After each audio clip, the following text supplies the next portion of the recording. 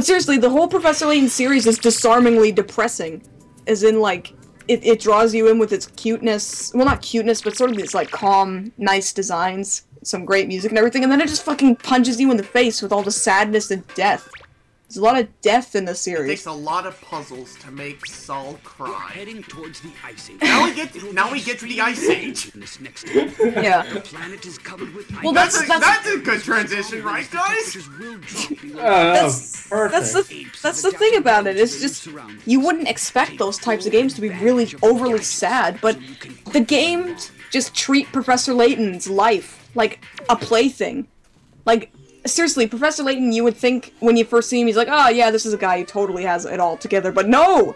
His entire life has just been one gigantic mess of unfortunate things where, you know, he thinks he's responsible for his friend's death, he thinks he's adopted, you know, he's all this crap, and so yeah, not only is he adopted, but he doesn't know where his parents are, if they're even alive. He thinks he's responsible for his best friend's death. He thinks he's responsible for his girlfriend / near fiance's death, and he nearly gets beaten to death trying to figure out what happened to her, and gets suppressed over 10 years. God damn. It's insane! It's just how much the movie and games hate Professor Layton. But that's what makes him interesting. That monkey usually gives me so much trouble, and the fact that I got him on, like, one try makes me so happy. I'm actually blazing through this just like Crash. Yay! You did I it! just love how Saul's talking about all this sad, depression stuff, and Miles comes out of nowhere. Yay! Yeah. We did our first try. Look at me. Where's my gold medal? Seriously, where is it? Oh boy, let's hear about Slacker being such a monster.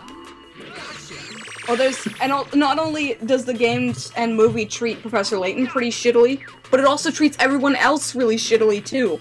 Like, every single puzzle revolves around or every single, like, grand puzzle of the games revolves around someone dying, or someone who's already dead, and died in a really crap way.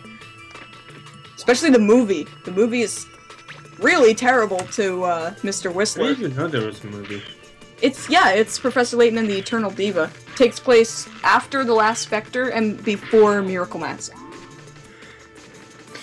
It's very, very silly. Like, the movie is incredibly silly. But, at the same time, it's very entertaining. I need to play more Professor Layton. I only played one of them. Let me guess, it was Curious Village, right? No, it was the second one. Oh, Diabolical Box. Yeah, that was kind of when they were sort of getting on their feet. You know, they had some good ideas, but it wasn't quite there yet. Yeah, I need to play them. Unwound Future is when they really started to get things going, especially with the story.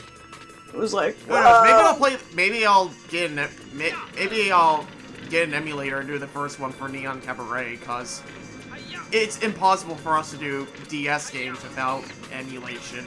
Yeah. In terms of grading them best to worst, it's Unwound Future, Azran Legacy, and I'm talking story-wise, so Unwound Future, Azran Legacy, Eternal Diva, Miracle Mask, Diabolical Box, Curious Village, Last Spectre. Last Spectre has the stupidest story. But, yeah, it has the best looking backgrounds, and some really good music. Oh, that's one thing too, the Professor Layton series has great music. Really damn good music. Yes, it does. And it just kept getting better and better too. My brother says that it all sounds like the same stuff after a while, and it's kind of true, but it's still... But it's still the same thing of good music. My brother's very incredibly picky, so I don't even know why I said that. He's just, yeah, he's weird. His opinion's weird. But anyway. Yeah, so that's one example as to what would make me cry. Let me think, are there any other ones? That weren't just... Well, we just spent a level and a half explaining that, so... Yeah. Maybe. No, I'm just wondering, are there any other ones that actually really got to me? That weren't just irrational and stupid. Let's see. I mean, Mufasa's death in The Lion King is kind of sad. To me, I don't know, like, Mufasa's death didn't work on me that much because I don't think we had enough time to really get invested in Mufasa, because I think they kill him off in like the first 15 to 20 minutes. Check it out. Well, I think what makes it sad isn't so much that the character died, it's more you could self-insert. Yeah. You know, if you've ever lost a parent, it's pretty sad. Even when you were a kid, it's the music and the... did that even better? Bambi. What? Because I know the whole thing about Bambi's mom dying gets parodied a lot, but the thing is, it works! And the reason why it works is because not only, like what you said earlier with the self-insert, but they actually develop her for, like, the first half of the movie. Yeah, but then right after that, the birds. Just la la la la doodly tweet. Yeah, no! No! Yeah. But I will say I this, think... if there was any movie that had a reason to have a sequel or even like a midquel, it was probably that, because at least that movie gave us a little bit of, well, what happened between that? Like, what the hell, guys? Whoops. Oh my god, I wish you could have seen that. Holy What? shit. I just threw that empty bottle of vanilla Coke, I tried to get it into my recycling box, and I threw it, and it was a little short, and it bounced up and into the recycling box. Gobi! Yeah, I wish you could have seen that, it was fucking awesome. Gobi! But anyway, another movie that actually did make me cry a couple times was Inside Out, but not because of the actual movie, it just made me think of things that made me sad, and then made me cry. But I didn't really give a shit about the characters, or what they were going through. It just reminded me of, you know, the time... It just made you sad. It reminded me of the time I ran away from home, you know, it reminded me of the time that I have memories that make me sad when I think about them, even though they were once happy memories, you know. There wasn't a huge amount of character investment going on, it's just a self-insert kind of movie. Yeah. And that's kind of why I think everyone praised it so immensely highly, is because they all saw themselves in the movie as opposed to the actual characters. When I first watched that movie, I didn't feel for the movie at all, like no one else. Personally, I will say that, to me, there's good Pixar, like, I hate that we have to say that there's bad Pixar movies at this point, but I will say this, Inside Out's one of the good ones. Like, I'm not saying that it's the best Pixar movie, but if we were to rate it on, like, if we were to grade it on a curve, I would put it as, like, in between, I would put it between, like, I would say it's, like, one of the better ones on the good or bad side. Yeah, it is good, don't get me wrong, it's a good movie, it's just, everyone was talking about it like it was the most amazing thing they'd ever seen in their lives, like it was an emotional powerhouse and everything, and like, I don't know. This has been done before, like, Disney's done this all over. What? What were you saying? Like, Disney... No, like, not you. Yeah, the other Disney guy. themselves technically did it before.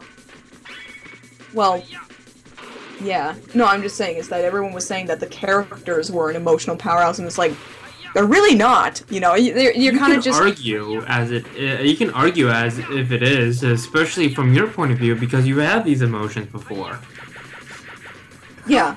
Who doesn't have emotions other than, you know, androids? Hey, my phone, I woke up last night and it was crying. Because it was hot. It overheated. And this joke is officially dead, so I'm going to shut up. Okay, then. Well, no, I actually had a big discussion about this with a certain someone, but it hasn't gone up yet, so I'm not going to say. Oh. Yeah. Once it goes up, I'll maybe elaborate more. And maybe once this goes up. I don't know, I think I brought this up before, but we schedule these, like, way ahead of time. For example, this is going up in, like, August. Oh, that's fair. Then definitely by that time, the video in which I spoke my deeper feelings about Inside Out will come up. Yeah. But you still don't want to tell us. No, I just did. I did. I told you is that it is a good movie. I just don't think it's an emotional powerhouse because it's more of a self-insert. Oh, I thought you were going to tell us who you did this with. Oh no, he wants me to keep it kind of quiet until it's actually up. He. Yes, it is definitely a he. He has a dick. That's our clue. Yeah, sure. No, little scooshy little boy. Fuck, I'm hungry. What? Speaking of inside... What? Speaking of Inside Out, you being hungry. Oh. What? It has more to do with the brain than the stomach. Imagine if the joy and sadness had to, you know, go to the rest of her body. Maybe, who knows, maybe sadness has some control over the stomach, like when she's feeling really, really sad, she calls the stomach, say, "Hey, I want to get a thing of ice cream."